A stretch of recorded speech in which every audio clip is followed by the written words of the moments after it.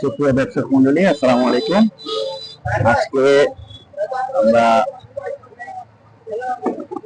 আমরা সকলেই জানি জাকের পার্টির চেয়ারম্যান মোস্তফা আমির ফয়সাল মুজাদ্দিদি সাহেবের নির্দেশে জাকের পার্টির আহ্বানে সারা দেশব্যাপী ওয়ার্ড ভিত্তিক আমাদের যে জনসভাগুলো হচ্ছে তারই আলোকে আজকে আমরা রূপনগর থানা আওতাধীন ৬ নং ওয়ার্ড জাকের পার্টির আয়োজনে আজকের জনসভায় উপস্থিত হয়েছি। এই জনসভাকে নিয়ে আমাদের মাঝে উপস্থিত আছেন জাকের পার্টি ছাত্রফ্রন্ট ঢাকা মহানগর উত্তরে সম্মানিত সাংগঠনিক সম্পাদক ওমর ফারুক ভূঁইয়া শুভ। আমরা ভাইয়ের কাছে কিছু জানতে চাচ্ছি এই বিষয়ে। তো শুভ ভাই কেমন আছেন? আলহামদুলিল্লাহ, থ্যাংক ইউ। আপনি কেমন আছেন? আলহামদুলিল্লাহ। তো শুভ ভাই, আমরা দেখতে পাচ্ছি যে ব্যাপক একটা আলোড়ন সৃষ্টি হয়েছে গোলাপ ফুলের এবং জাকের পার্টি। তো আজকে আপনারা যে সমাবেশটা করছেন, আজকের সমাবেশ থেকে আপনাদের মূল মেসেজটা আসলে? ধন্যবাদ আপনাকে। সুপ্রিয় দর্শক, সকলের প্রতি রইল জাকের পার্টির পবিত্র প্রতীক লাল গোলাপের শুভেচ্ছা, আমার সশ্রদ্ধ সালাম। আসসালামু আলাইকুম ওয়া রাহমাতুল্লাহ। তো অত্যন্ত গুরুত্বপূর্ণ একটি প্রশ্ন আপনি করেছেন যে আমরা আসলে এতগুলো অনুষ্ঠান করছি, বিশেষ করে অনেকেই জানেন আপনারা যে জাকের পার্টি আসলে দীর্ঘদিন যাবৎ রাজপথের যে সক্রিয় কার্যক্রম থেকে কিন্তু আমরা অনেকটাই দূরে ছিলাম। তো এমত অবস্থায় কেন আমরা এখানে আসছি বা আমাদের এই অনুষ্ঠান সূচি কেন পরিচালনা হচ্ছে, এটা অত্যন্ত ভ্যালিড একটা প্রশ্ন। তো আমি যদি আপনাকে একটু বিস্তারিত বলতে চাই, আপনি দেখেন আজকের বর্তমান আমাদের দেশের অবস্থা। আপনি যদি আপনার সন্তানকে লেখাপড়া করাতে যান, আপনার সন্তানদের যে শিক্ষার যে মান দেশে আমাদের বলা হচ্ছে যে ইন্টারমিডিয়েট পাস যারা, তারা বেসিক্যালি আপনার একটা থাইল্যান্ডের একটা 7+7 এর সমান মর্যাদা পাচ্ছে। আবার বাংলাদেশে যারা গ্রাজুয়েট, এরা সিঙ্গাপুরের একটা ফাউন্ডেশন কোর্সের সমমূল মান তাদেরকে দেওয়া হচ্ছে। তো এই শিক্ষার মান দিয়ে আপনি আপনার সন্তানের ভবিষ্যৎ কি চিন্তা করতে পারেন? ধরে নিলাম আপনার সন্তান দেশের প্রচলিত শিক্ষা ব্যবস্থার মাধ্যমে সে গ্রাজুয়েশন শেষ করলো। গ্রাজুয়েশন শেষ করার পরে তার ভিতরে আবার হতাশা বেড়ে যাবে। কেন? কারণ তার জন্য উপযুক্ত কর্মসংস্থানের অভাব। সে দেখা যাচ্ছে যে 15,000 টাকার একটা বেতনের চাকরি জোগাড় করতে তাকে হিমশিম খেতে হবে। ধরে নিলাম সে কোনো একটা বেতনের 15,000 20,000 টাকা বেতনের একটা চাকরি সে জোগাড় করে নিল। তারপরে কি হবে? এই 20,000 টাকা দিয়ে সে যখন তার সংসারটা চালাতে যাবে, সে যখন বাজারে যাবে, বাজারে গিয়ে দেখবে যে 1 কেজি গরুর মাংসের দাম 820 টাকা। তাহলে ওই 20,000 টাকা 15,000 টাকা তার সংসার কিভাবে চলবে? এরপরে আবার দেখেন, আমাদের দুঃখ নিয়ে বলতে হয়, এই যে 20,000 টাকা যে ভাইটি ইনকাম করছে, তাকে কি করতে হচ্ছে? বছর শেষে আপনি তাকে বাধ্যতামূলক 5,000 টাকা আয়কর দিতে বাধ্য করছেন। অন্যথায় দেখেন, যারা এই দেশে হাজার হাজার কোটি টাকা কামাচ্ছে, তারা কিন্তু লক্ষ লক্ষ কোটি টাকা আপনার তারা কিন্তু বিদেশে পাচার করছে, কিন্তু ট্যাক্স কিন্তু তারা ঠিক মতো সরকারকে দিচ্ছে না।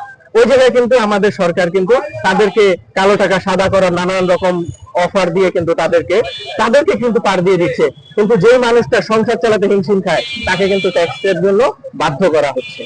তো এই যখন দেশের সামাজিক পরিস্থিতি আরো খারাপ, আপনারা দেখতে পাচ্ছেন যে মব কালচার যেটা বাংলাদেশে 5ই আগস্টের পর থেকে যেটা বাংলাদেশে খুব একটা মহামারী আকার ধারণ করেছে, যেখানে আমাদের কথা ছিল যে আমাদের বাক স্বাধীনতা চাই, আমরা যেন আমাদের মত প্রকাশ করতে পারি, সেখানে কিন্তু আমাদের ধর্মীয় মতাদর্শ কিন্তু আমরা প্রচার করতে পারছি না। ওইখানে কিন্তু বাধার শিকার হতে হচ্ছে, আমাদের আক্রমণের শিকার হতে হচ্ছে। তো সামগ্রিক কারণে আমরা বলতে পারি যে দেশটা এখন একটা অশান্ত এবং অস্থিতিশীল পরিস্থিতির মধ্যে দিয়ে যাচ্ছে। তো আমি অনেকেই, আপনারা দর্শকরা, আপনাদেরকে বলছি যে অনেকেই হয়তো আপনারা জানেন বা বলে থাকেন যে জাকের পার্টি হচ্ছে জিকির আজকার মিলাদ মাহফিলের পার্টি। হ্যাঁ, তো আমি আপনাদেরকে বিনয়ের সাথে আমি বলবো যে জাকের পার্টি হলো এক হাতে বাঁকা বাঁশের বাঁশরি, আরেক হাতে রণতুর্য। জাকের পার্টি নিঃসন্দেহে জাকের পার্টি তারা স্রষ্টার স্মরণের প্রতি মগ্ন থাকতে পছন্দ করে, কিন্তু সেই সাথে জাকের পার্টি দেশের এবং জনগণের যে কোনো প্রয়োজনে তারা তাদের সর্বোচ্চ উজাড় করে দিয়ে তারা তাদের পাশে দাঁড়াবে। এটাই হচ্ছে জাকের পার্টির আদর্শ। এই আদর্শ যেটা প্রতিষ্ঠিত হয়েছে সর্বকালের সর্বশ্রেষ্ঠ মহামানব বিশ্ব নবী হযরত মুহাম্মদ মুস্তাফা সাল্লাল্লাহু আলাইহি ওয়াসাল্লাম, যিনি মদিনায় বসে এই আদর্শটা তৈরি করেছিলেন যে তোমরা স্রষ্টার স্মরণ করবা, দুনিয়াবি ভালো যত কাজ আছে তোমরা করবা, সেই সাথে পৃথিবীর কল্যাণের জন্য, মানব জাতির কল্যাণের জন্য, স্বজাতির কল্যাণের জন্য তোমরা আত্মনিবেদন করবা।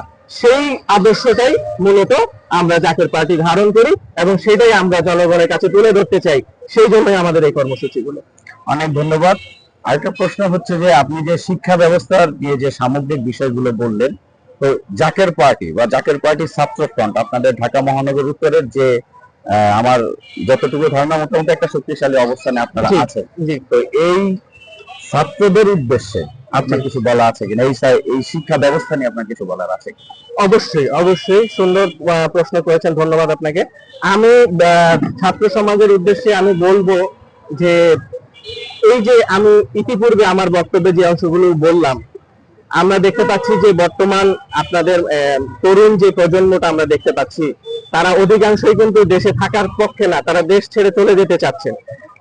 আমার কাছে মনে হচ্ছে যে এটা আপনাদের একটা হতাশা থেকেই কিন্তু আপনারা এই ধরনের সিদ্ধান্তে আসতে চাচ্ছেন। কিন্তু দেখেন, আপনারা কিন্তু 24-এ একটা অসাধারণ ঘটনা ঘটিয়েছিলেন। হ্যাঁ, 24-এ কিন্তু আপনারা একটা অসাধ্য সাধন করেছিলেন। সুতরাং আমরা কিন্তু এখনো সময় শেষ হয়ে যায়নি। আমাদের অর্থের পর্যাপ্ততা নাই, আমাদের শুধুমাত্র আমাদের সম্পদের অপর্যাপ্ততা নাই, আমাদের আছে যেটা, সেটা হলো সুশাসনের অভাব। তো আমরা যদি সুশাসনটা নিশ্চিত করতে পারি, তো তাহলে কিন্তু আমরা আশা করি যে এই ধরনের সমস্যা সব কাটিয়ে উঠে আমরা দেশকে একটা সুন্দর বাংলাদেশ হিসেবে গড়ে তুলতে পারবো। এবং সেটার জন্য প্রয়োজন হচ্ছে একটা সুন্দর সুশাসন প্রতিষ্ঠা করা। এবং এই সুশাসন আপনারা বিগত দিনে এই দেশের রাজনীতি দেখেছেন, আমি সেই ব্যাপারে আমি সবার প্রতি শ্রদ্ধা রেখেই বলতেছি, কেউই কিন্তু তাদের মন্দ দিকের থেকে বেরিয়ে আসতে পারে নাই। সব রাজনৈতিক নেতৃবৃন্দ এবং তাদের দল কিন্তু কলুষিত হয়েছে। তো জাকের পার্টি এমন একটি রাজনীতি করে, জাকের পার্টির যিনি প্রধান, আমাদের জাকের পার্টির মহামান্য চেয়ারম্যান, তিনি কিন্তু বুনিয়াদী লোভ লালসার ঊর্ধ্বে।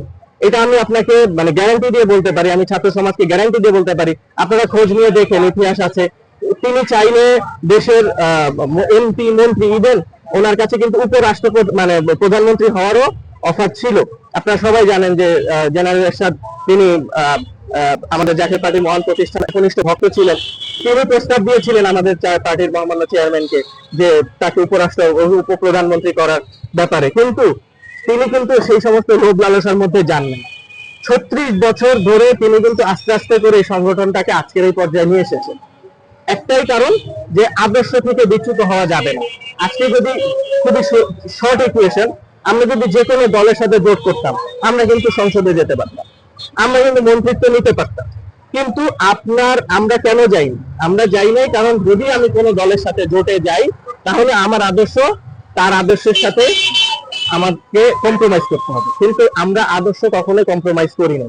একমাত্র পার্টি জাকের পার্টি, যা এখনো পর্যন্ত তার নিজস্ব আদর্শকে কম্প্রোমাইজ করে রাজনৈতিক ফায়দা নেওয়ার কোনো চেষ্টা করে নাই।